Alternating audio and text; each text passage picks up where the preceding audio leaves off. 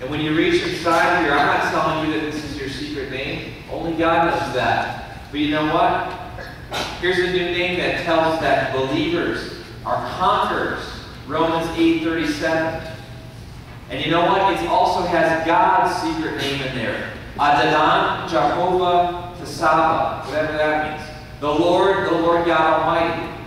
Do you realize that when you understand God in a new way, He reveals a new name?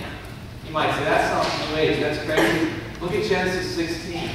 Hagar. Hagar was the first one to name God. She was used. She was essentially raped.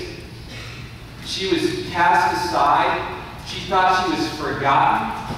And she goes off into the wilderness because Sarah doesn't even want her around. And she believes the lie that God is against her. Some of you are believing that lie right now. And God shows up and says, I have a divine destiny for you. And she says, El Roy, you are the God who remembers, the God who sees. And so if you have cancer and you've been healed, you know Him as Jehovah Rapha, the God who heals. If you can't pay your college fund and you experience God providing for you, you know Him as Jehovah Jireh.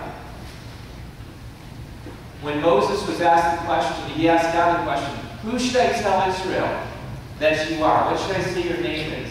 God says, tell them, I am who I am.